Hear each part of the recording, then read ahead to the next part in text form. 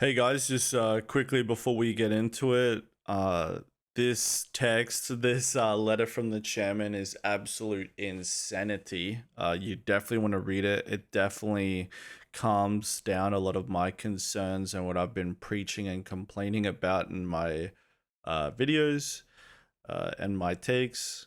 It's really, really great. A little sad too, because they mentioned Todd Puppy's departure, stuff like that, but man, Star Citizen's finally reaching its potential, boys. This is absolute insanity. You can watch the video, or you can, read the letter for yourself. My takes are in between the text, so keep that in mind. I'm just reading it and then reacting to it as I break it down and go through it. But man, just absolutely crazy news. Keep in mind too, like, been waiting 6 years for this, so I kind of swear a bit in this video more heavily than my other videos, because it's a big deal. So just be careful of the language, yeah. But that's just me being me, and the moment that this is. Anyways, we'll start it off. Hey guys, and welcome back to another react. Today I'm actually going to react to the letter from the chairman, the big man himself. Not that interested in the character creator tool and putting makeup on my character, so not gonna bother doing a react to ISC today. But we will do the letter from the chairman, because this will be a big deal. This will be tied to the huge amount of changes the game's going to go through. I do think we're at the hockey stick when it comes to the development, the curve of the hockey stick. So this is a massive, massive year for Star Citizen, and I'm sure that this letter is going to highlight it. I think what we can expect is maybe some Squadron 42 news. Obviously, a lot to do with server meshing, a lot to do with Pyro. Maybe even these large player count tests we're seeing in the Evocati. I'm Evocati myself, but I wasn't part of those tests. But yeah, some big stuff on the way. Really excited about a lot of these changes because it kind of has justified justified all the effort I've put into the game. So you guys don't know like a lot about me, right? But I've been building like one of the most competitive orgs in this game for like 6 years now, you know, all for the purpose of when the dots connect, and they're starting to connect. So like I'm really excited for the content you guys can expect to see on this channel soon. Yeah, so the future's bright. It's bright for the game, it's bright for this channel. It's gonna be good. Let's get into it. So he opens up with a Marcus Aurelius quote. What do we know? What we did now echoes in eternity. We all know where that's from. 2023 marked the beginning of a transformative chapter for CIG and both our games. With Alpha 3.18, our first release of 2023, the team delivered persistent entity streaming, PES, the foundational tech that is necessary for server meshing. As we mentioned in the last letter, PES is the hardest part of the work needed for server meshing and is the one that required the most engineering. So overcoming the challenges with this release last year was mission critical. Launch of 3.18 was far more challenging than we anticipated, and we discovered some issues with our backend database that only were visible at scale and we see on a live release as opposed to the PTU. Outside of this, we uncovered a lot of issues that come from a truly persistent universe.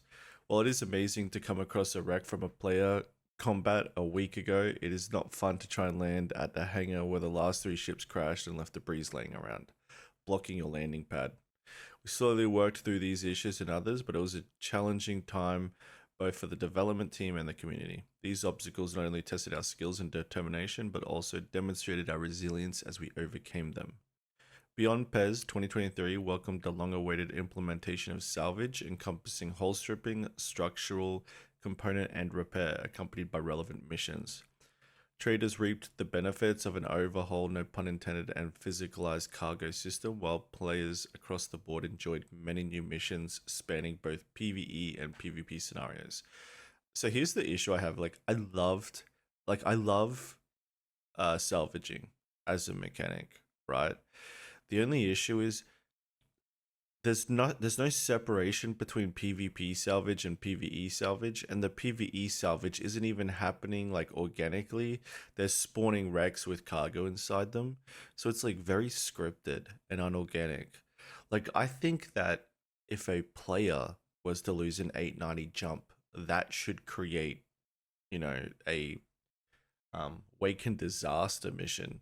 Like I'd like to see all of this created legitimately rather than um rabbits being pulled out of a hat using missions. And don't get me wrong, the PvE guys need missions, but you can include them, and don't give them a wealth of missions to salvage, um, and have the organic, have the missions get created organically from PvP scenarios or credible PvE scenarios. Like, say, for example, some group does the Arlington Idris mission. Well, then when the Idris becomes a wreck, turn that into a salvage mission. Like I'd like to see kind of more of it, more of the mission creation, especially when it comes to things like salvaging, connecting to the what's actually being told on the server at the time. I'm not really a fan of, the middle of deep space missions spawning completely unorganically, and scripted and not tied to any narrative besides it's just a wreck that magically appeared there. Let me know what you guys think. I'm curious, but that has been I love the salvaging mechanic. I just don't like the way we're creating these missions, but I also don't like the way we're creating these events. I find it kind of brings me out of the immersion, so to speak. So that's my take there. Anyways, continue on. So in Chris's words, our development journey reached a series of significant milestones last year, all of which took center stage at CitizenCon 2953. The magnitude of this event for everyone at CRG cannot be overstated, especially considering it marked our first in-person CitizenCon in over 4 years. We've been powered by all of your excitement since the very beginning of the journey, and we've missed that energy that comes from spending time together and sharing our mutual excitement about what we're building. The show was an incredible affirmation of all our hard work both on SC and Squadron 42 in 2023, and it kicked off our best Q4 ever in terms of player logins and engagements. Thanks to all of you, and a huge wave of Q4, 2023 was our best year, with record highs in daily active players, monthly active players, unique logins, and hours played for the year. More than 1.1 million of you set foot into the persistent universe in 2023. Wow. The other major milestone in 2023 was welcoming the team at Turbulent fully into the CRG family. Our partners since the end of 2012, Turbulent have been responsible for large parts of our online infrastructure and have greatly contributed to our growth and success. This acquisition allows us to streamline our efforts and formally give us a significant presence in Montreal, Canada, which is a hotbed of video game talent. As part of this acquisition, we gained 2 key senior executives. I'm not even going to, Benoit, I'm not even going to try and pronounce that. The Chief Technical Officer of Turbulent, who now becomes the CTO of Cloud Imperium and the head of our core technology group, CTG. You already will know Benoit from his presentations on our server meshing plans at the last 2 CitizenCons. The second key executive to join our ranks is Marc Budeau, who was the CEO of Turbulent, and he becomes our Senior Vice President, Studio Operations, in charge of the operations and welfare of the 1,000+ people working in Star Citizen and Squadron 42, spread between our 5 offices in Austin, Texas, Los Angeles, California, Manchester, England, Frankfurt, Germany, and now Montreal, Canada. As I look back on 2023 with a few months now to reflect and appreciate the hard work of the team around me, I can say that our experience at a CitizenCon 2953 and the excitement from our community both at the show and in-game as they logged into Star Citizen and record numbers last year left me feeling not only proud but also deeply grateful and reinvigorated for the year ahead. Yeah, so this is interesting, right? Because we know Todd Pappy's no longer at CIG. A lot of people suspect Tony Z is no longer at CIG. So the management team is taking on a new shape. And it might be a good thing. I hear good things about Todd Pappy and how he's a great guy, but sometimes it's good to get a change in leadership specifically. We've seen so much change in staff developing the game, like, Ben Colson and stuff, for example, working on the flight model.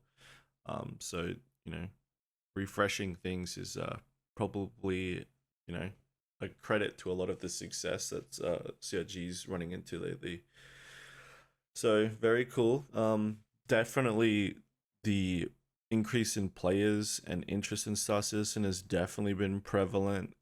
So it's definitely becoming a bigger game and it's becoming more mainstream. And I think in the next 2 years to come, Star Citizen is going to be more and more in the public eye. I think you guys are going to start to see, huge content creators starting to venture into space. I think you guys are going to see more articles about Star Citizen and like typical gaming news. I think Star Citizen over the next couple of years is really going to transition into the mainstream, top tier games. Surprisingly enough, it's been a long journey, an exhausting one, but I do think that's going to happen, which is really exciting. Both as an org leader and as someone, I guess, who's started to. I don't even like calling myself a content creator because I'm a backer and a Star Citizen player first, but yeah, really promising in both aspects. Anyways, we keep moving on.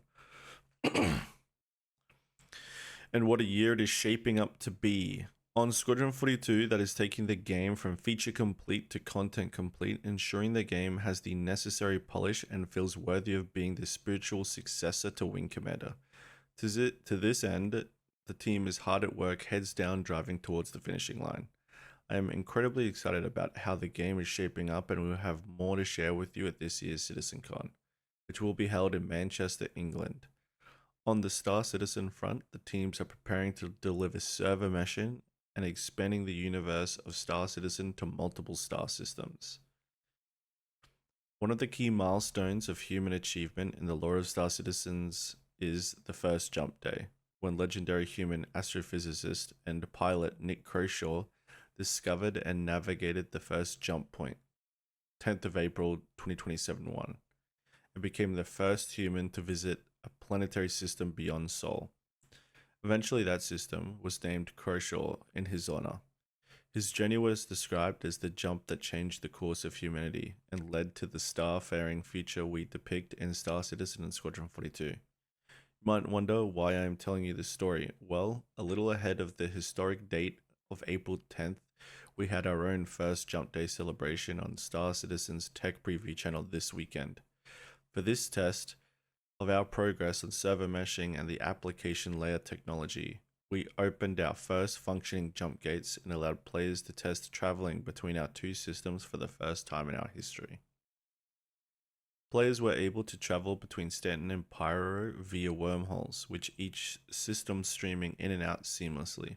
For those of you interested, our Verse own Nick Croshaw honor goes to an Evo Cardi member called Mr. Trash, who we believe was the first in the community to successfully jump.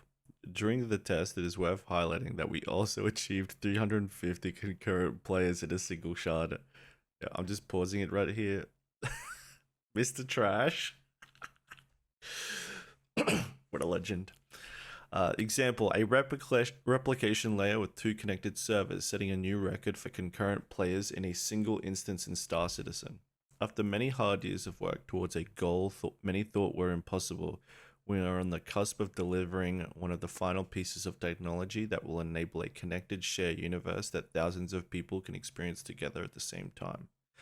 I invited Benoit, who oversaw this historic test as our new CTO, to share a few thoughts about this monumental milestone he helped bring to fruition. So I guess before we cover that, we should talk about that, right? I wasn't a part of the big player test. I hear mixed results. Not a lot of my friends in Evo were involved in it. Like Salty Mike didn't get to get his hands on it, stuff like this. But people say the experience was rather jank. Like there was a lot of issues and a lot of bugs. But it did work. which doesn't mean it can't be polished and the screws tightened when it comes to it. So, you know, what the player count is going to look like in 323 is extremely interesting. I would have wanted it to be 100 players per server anyway, but when they're describing 200 players, apparently they're describing it's possible for 200 players per system or something. I'm not too sure. Hard to wrap my head around. But let me know what you guys think, or if you know the answer. Like when they did the 400 player test, are they talking about 400 players on split across the two systems, or are they talking about 400 players on each side? But either way, guys, like this is a massive, massive deal.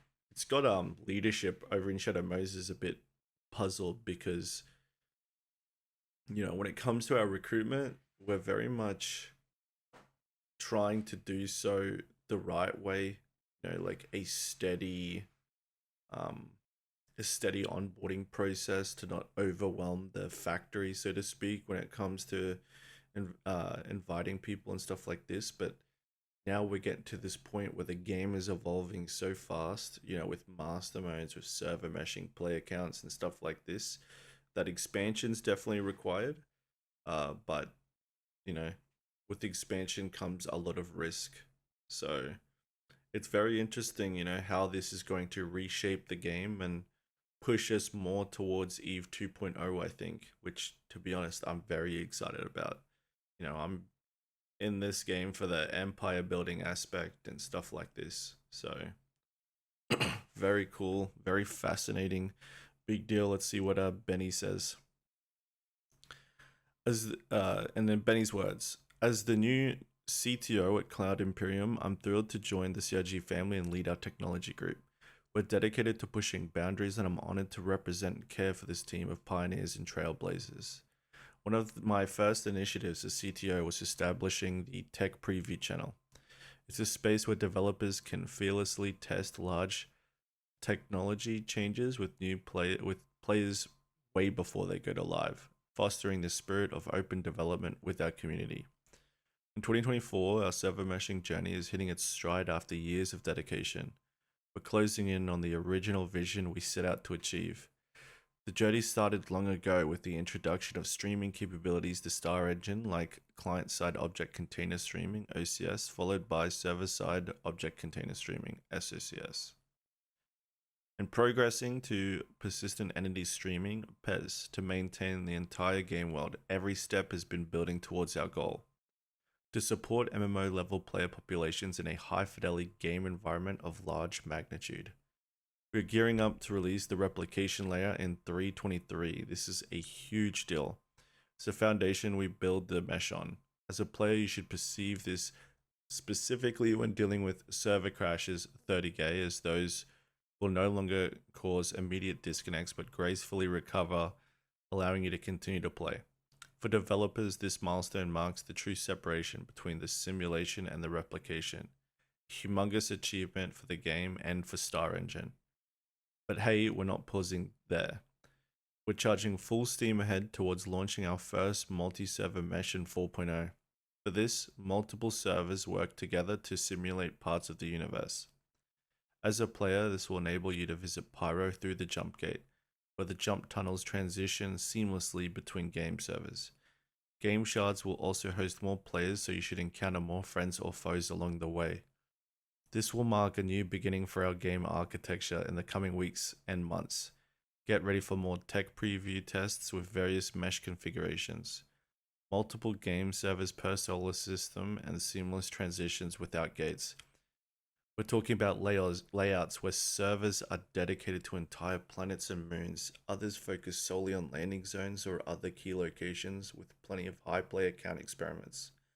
I'm genuinely proud to be a part of this team while we face challenges ahead, and I'm filled with relentless optimism knowing that amazing successes are waiting for us.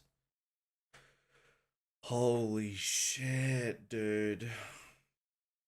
Yo, it's hard not to get a little emotional about this. Because, this is where we called it a scam for so long. It's like When they announced server meshing, I was like, oh, it's just gonna be Pyro one server, Stanton one server, and a loading screen in between. And then they can just be like, here's server meshing. But this is it, man. Meshing moons, outposts, planets, like segments of systems. Wow, man. Wow, wow, wow. We're there, dude. That's crazy. Yeah, it's hard not to be emotional. Holy shit. And it's crazy too because the experience of playing is going to be so crazy now. Like you go to bunkers, you're going to run into more frequent players. These UGFs are going to have more frequent players. Go to a station, more frequent players. Wow, man. Holy shit. It's happening. It's like that meme from The Office, right? It's happening, it's happening. Yep. Wow.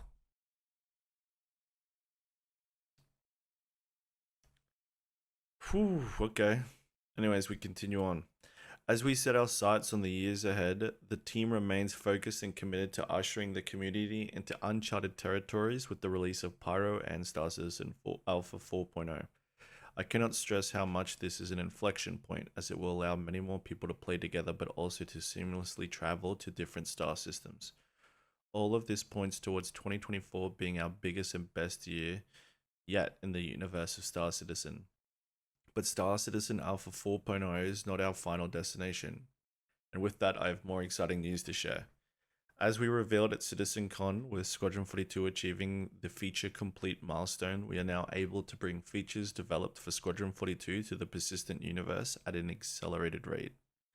Part of this, towards the end of last year, we decided to reorganize the Star Citizen and Squadron 42 teams to be more integrated, to facilitate bringing several years worth of feature work and polish to Star Citizen, and finally set our sail out for Star Citizen's own finish line.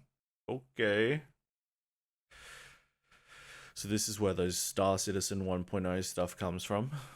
So there's the Star Engine video. We'll keep going past it. While we recognize that there is no definitive finish line in an MMO and that we will always be adding new features and content for many, many years to come, Star Citizen 1.0 is what we consider the features and content set to represent commercial release. This means that the game is welcoming to new players, stable and polished with enough gameplay and content to engage players continuously. In other words, it is no longer alpha or early access. Much like we planned out Squadron 42 Drive to feature complete in the upcoming content complete status, we spent significant time looking at what Star Citizen 1.0 means and what it would take to get there. And there's a beautiful screenshot of a Bengal.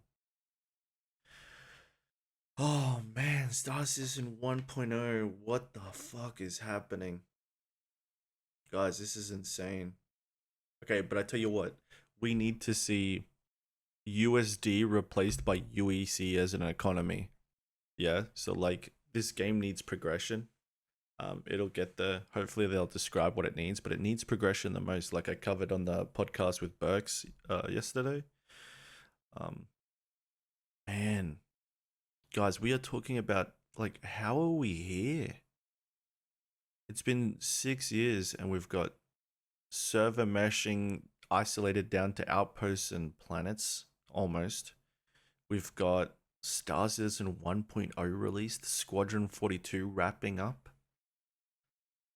Like, holy shit, man. Like this is like a gigantic deal. This is massive.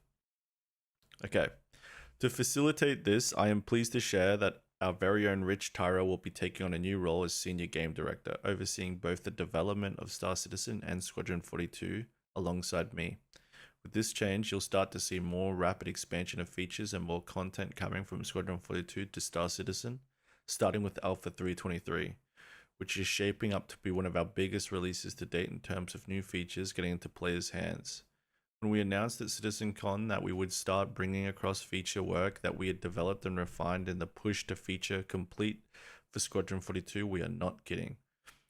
As game director on Squadron 42, Rich played a crucial role in helping steer Squadron 42 to its current feature complete status. Under his stewardship, Squadron 42 experienced a significant surge of progress. a momentum we fully anticipate will continue to carry us towards the content complete beta and release. Beta, meaning we're going to get to play it. And now we got some words from Rich Tyra we'll go through now. Firstly, I'd like to take this opportunity to say how great it is to be back working on Star Citizen. Some of you may already know me, but I was on the core gameplay pillar director before I moved over to become the game director on Squadron 42 a few years back. With this new role, I'll be coming on the board to help push Star Citizen to the next stage of its development, ultimately culminating in leaving early access and releasing the 1.0 version of the game. This begins with identifying what features and content are required to create a fully realized space MMO while laying the foundations for future updates. To be 100% clear though, this doesn't mean going back to the drawing board on or totally changing the vision of what SC currently is. With this aim, Chris and I have overseen the creation of a roadmap that takes us all the way up to 1.0 and outlines all the features and content we need, and just as crucially, the ones that will come post full release. With my role now overseeing both projects with Chris and the fact that Squadron 42 has hit its feature complete milestone, it has provided an opportunity to reshuffle the teams. This should see a large contingent of gameplay teams now coming back to focus on SC. We've also taken this opportunity to move away from the heavily specialized teams like active feature and vehicle feature to more generic gameplay teams that should allow us to be a lot more flexible and shoulder some of the heavier burdens those teams used to carry. While these teams will still be instrumental in shipping Squadron 42, they will now be focused on bringing all of the existing features over to Star Citizen, as well as working on brand new features like base building and crafting to help round out the 1.0 experience. Yeah, I'm just going to pause it right here. Yeah, Rich Tyra, from the text I've seen him talk in the Twitch chat, and what I've seen, like, I really get the sense that Rich Tyra is a gamer, I think he gets it. I really do. Things he said in Salty Mike's Twitch chat when he is on TV and stuff, I definitely get the experience that he's like very based. And anything I've seen him announce, whether it's crafting and stuff like this, I think is extremely beneficial to the game. Even the skills system. People roasted Star Citizen and CRG for the skills system. I love the skills system. I love it. Okay, like as it was described, non-intrusive, might help you reduce some blackouts because you've got the piloting skills up, stuff like this, like small buffs, like you can carry more weight in FPS because your strength skill is up from naturally playing. It being non-intrusive, not a gameplay system but just a background skill earning system to reward playing the game. I love this. And I think anyone who is complaining about it are babies. Like, you need to reward people for playing the game rather than just paying for it with their wallets. The skill system is a step towards that. So is crafting. So is base building. Because what do all these have to do with each other? They all have to do with playing the game rather than just paying for it. Because spaceships, armor sets and all that stuff, subscriber items, it's all just USD. Everything Rich Tyra talks about is playing the game. So, big fan of Rich Tyra. I tell you what, after watching I haven't watched the Yogi podcast yet, sorry, but if there was anyone I'd want to get onto a podcast, it'd be Rich Tyra. Yeah. Like, I think, you probably wouldn't get as much fluff with Chris because Chris is just like big picture guy. He's overseeing the whole thing, the grand overlord. Rich Tyra is really, I think, close to the pulse with a lot of this stuff. Probably has other game experience and stuff like that, but I feel like he's a big deal. Maybe the biggest deal when it comes to this stuff. So, and the fact that he's got a Twitch account and he just actively goes into Twitch chat and starts talking is very cool. I wish Chris would do something like that, but yeah, like big fan. Interesting guy. I want to hear more from him for sure. So, anyways, I'll continue with his statement. With every release going forward, the intention is to move ourselves closer to the end goal. So you should expect to see large updates each quarter with many changes to systems that have not been touched in a long time, like economy, insurance, etc. Okay, I'm pausing again, boys. Fuck yes. Okay? Fuck yes. Economy? Brother, Rich, you are so based. You are so based. I want to hug you right now. And insurance?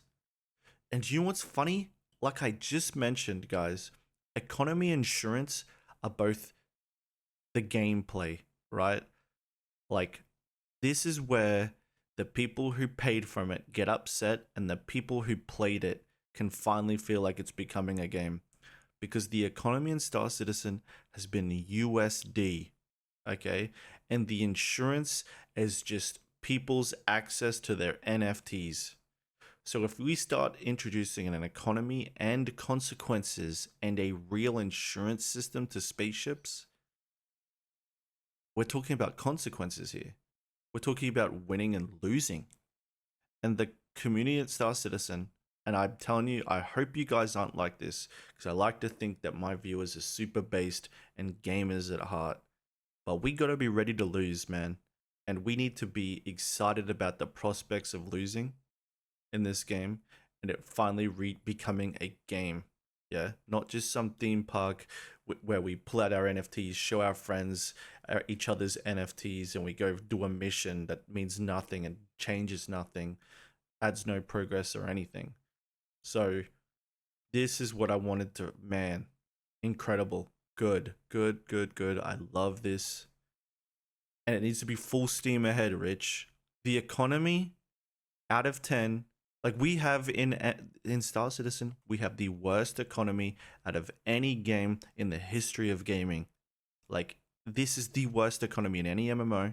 It's the worst economy in any multiplayer game. This is the worst. Okay? Because it is fairy dust. And it is just overpowered by the US dollar. Like, we are playing Star Atlas because there's no economy.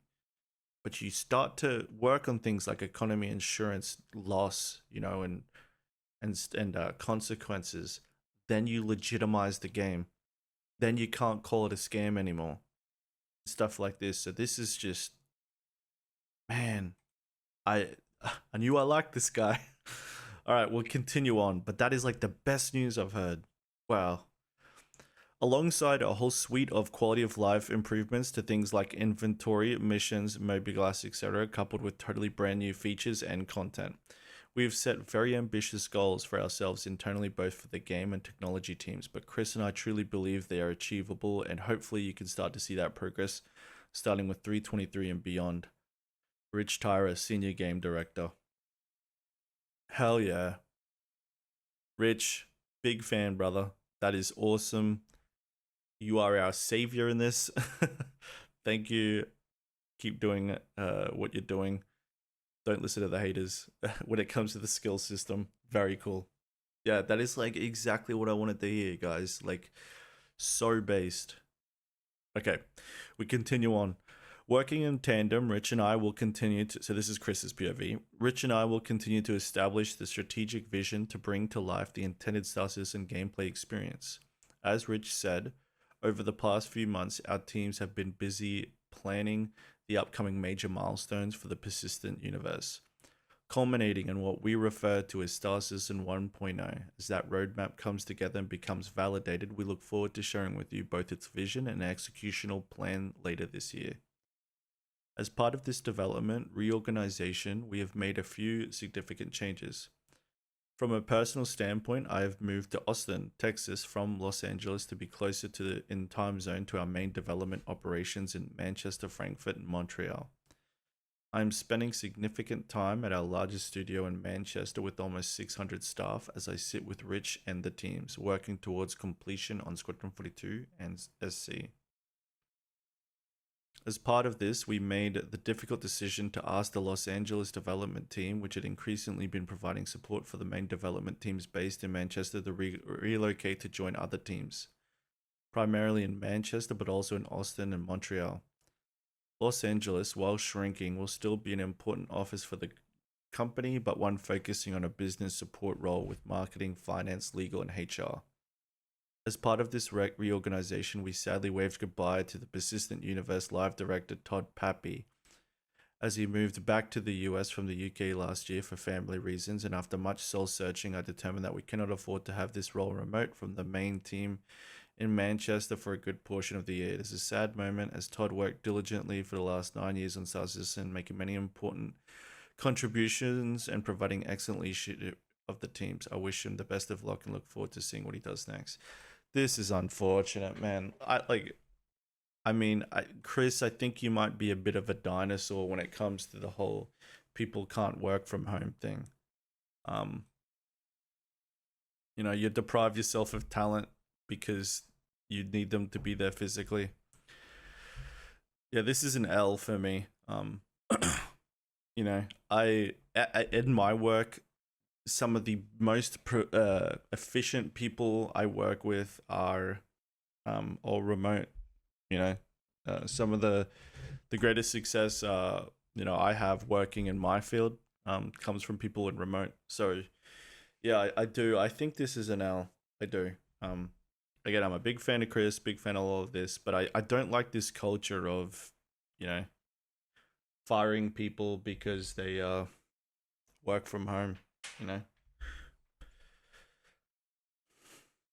Unfortunate. I hear Todd Pappy was a great guy. Hopefully he finds, some work. Appreciate everything he's done for the game. I've got people that met him at CitizenCon and stuff. They all say he was really, really cool. Yeah, sad that they let him go. But, I'm sure it was maybe mutual to agree. It doesn't really sound mutual, but yeah, it's sad. 9 years at the company, and then you get cut because you can't move across the country right before the finishing line. What do you guys think? Is that a bit sad? Like, is that a bit rough?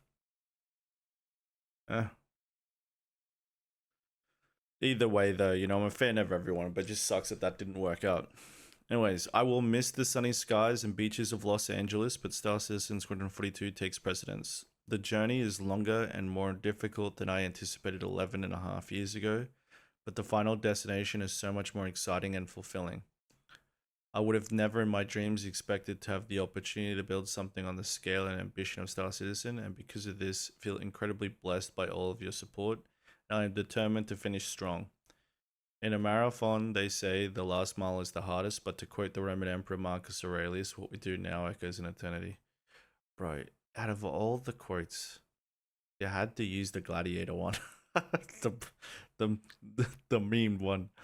I am looking forward to you getting your hands on Star Citizen Alpha 3.23 soon, where you will finally be able to experience many features that we have been hard at work on for the past couple of years, which will then lead into Invictus launch week at Bay.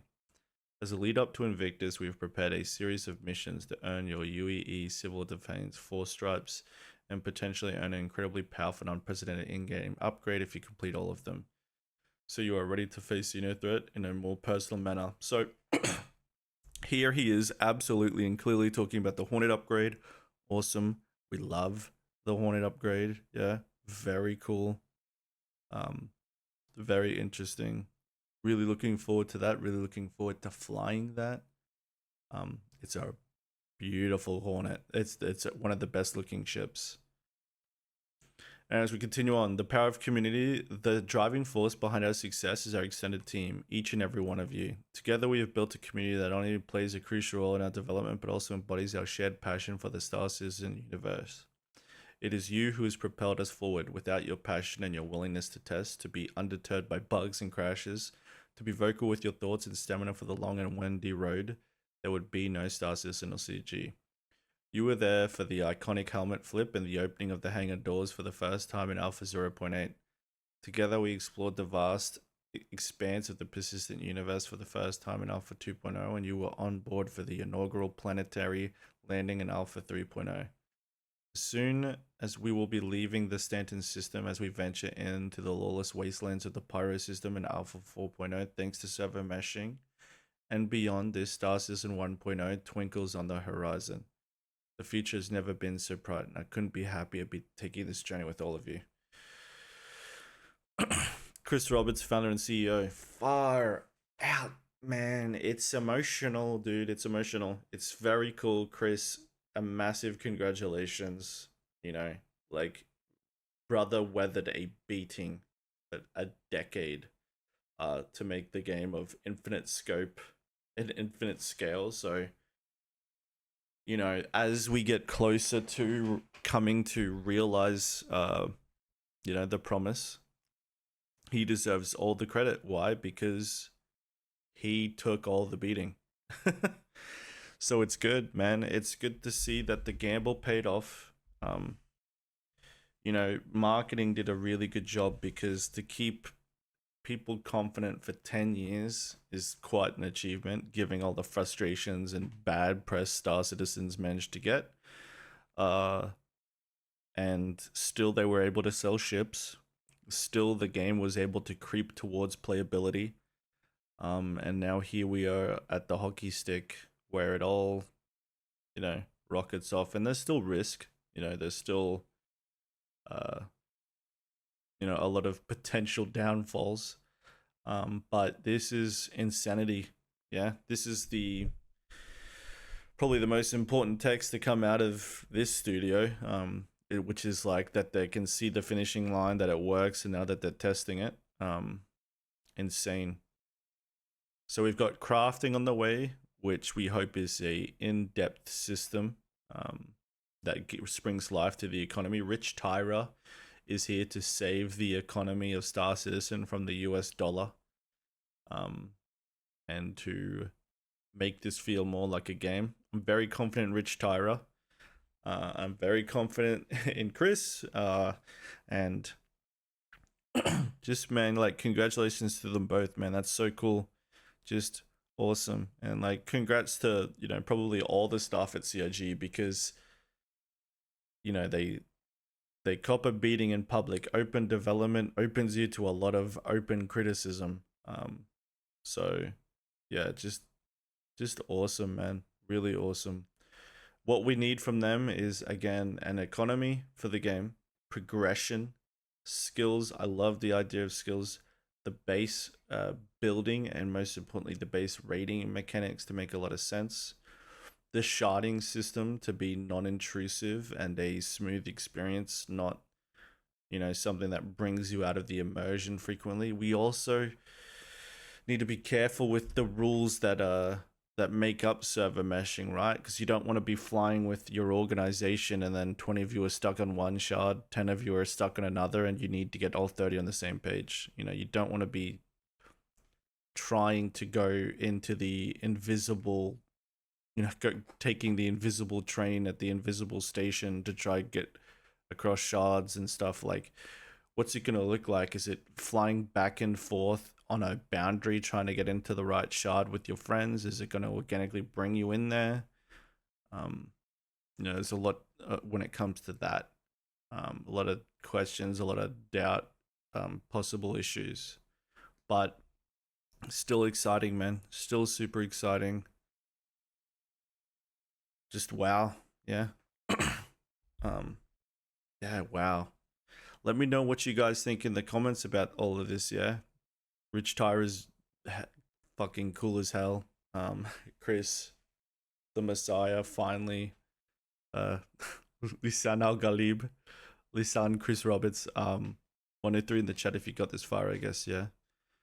Hopefully this video wasn't too painful, but it's an important one, so I gotta cover it, I think. GG's, I'll catch you guys in the next video. Peace.